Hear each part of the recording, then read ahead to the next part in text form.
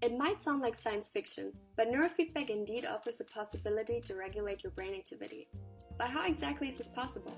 In this video, we want to give you a quick idea of what neurofeedback is, how it works, and how a therapy or training would look like with the help of an example. The activity of our brain is associated with how we think, feel, and perform.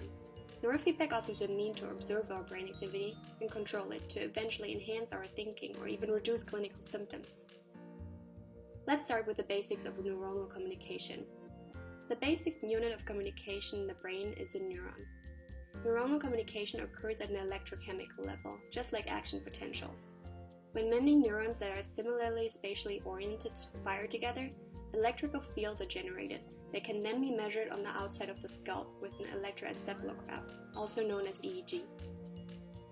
The brain has billions of neurons with trillions of connections.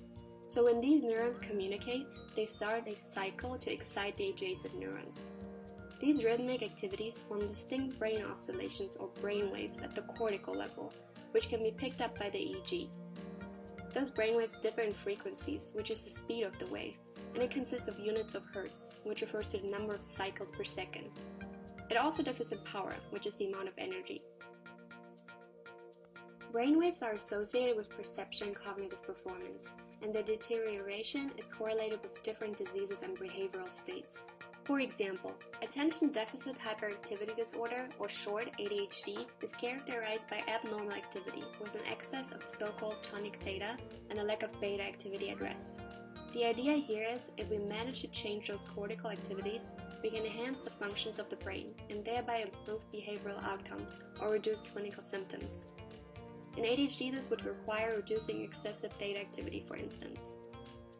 Neurofeedback is a non-invasive way of influencing these cortical activities, which requires the active participation of the learner, in contrast to other ways of manipulating brain activity using passive neural stimulation approaches, such as transcranial magnetic or electrical stimulation, or psychopharmacology. There are three major fields of neurofeedback. It can be used as a therapeutic tool, for peak performance training, or as an experimental method. In this video, we will focus on the application of neurofeedback as a therapeutic tool on the basis of an ADHD example. Neurofeedback as a system consists of several processing steps, namely data acquisition, online data pre-processing, online feature extraction, online feedback generation, and the learner him or herself. In the following, we will talk about each of them in turn.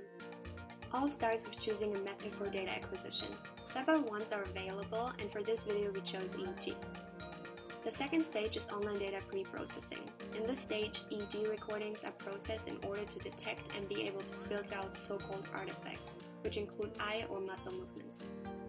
These are activities in which we are not specifically interested, but which will distort relevant brainwave recordings. We would like participants to modulate their brain activity, not their eye or muscle movements.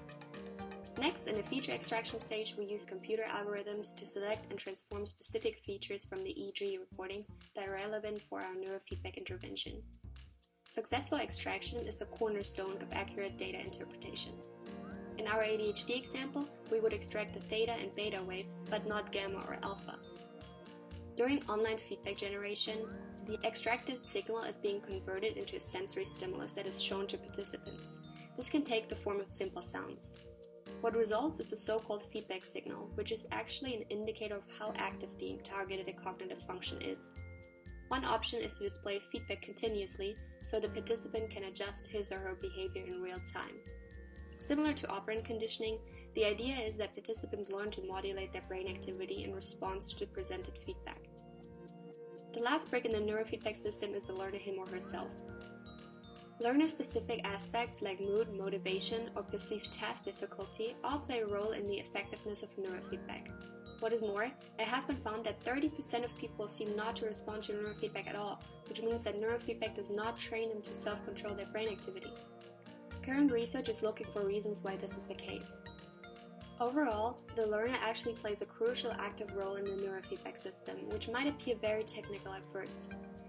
Therefore, individual characteristics that could influence performance need to be considered carefully before neurofeedback is applied. Also, while the whole neurofeedback system might appear very strict and inflexible, all of the stages we just described are not set in stone, but they represent starting points for designing a personalized cognitive training that can be applied in many different contexts. Single sessions usually last around 20 to 40 minutes and can be adjusted depending on the participant's ability to focus. Past studies have used visual, auditory, tactile, or mixed modality signals to give participants feedback on the level of the cognitive function they want to modulate. For example, visual stimuli that have previously been used to provide neurofeedback with changing brain activity can take many forms, including rectangles changing color saturation or size, a simple bar changing its length, animated hands changing posture from a closed to an open grasp, or even flying rockets. Neurofeedback can be applied to both children and adults and is not limited to alleviating ADHD symptoms, but is also thought to be beneficial in treating various disorders, including eating disorders, addictions, mood disorders, anxiety, learning disabilities, Down syndrome, or even neurodegenerative diseases like Parkinson's disease. Nonetheless, caution must be taken in mistaking neurofeedback for a universal remedy. Let's take the ADHD example again. Sometimes studies don't use a control group at all, which means that we don't know if a child improved after neurofeedback because of the training or because of simple developmental factors not related to the neurofeedback. And often these studies assess ADHD outcomes that are rated by assessors who are not blinded, for instance by parents or teachers who knew if a child actually received neurofeedback training or not. This neglects factors such as expectancy effects, and as a result hinders the evaluation of treatment effectiveness. There are other factors that must be taken into account, such as the random assignment of participants to the experimental and active control groups, or testing if the brain waves and focus are indeed changing through the use of neurofeedback. Before this happens, we don't know how effective such interventions actually are.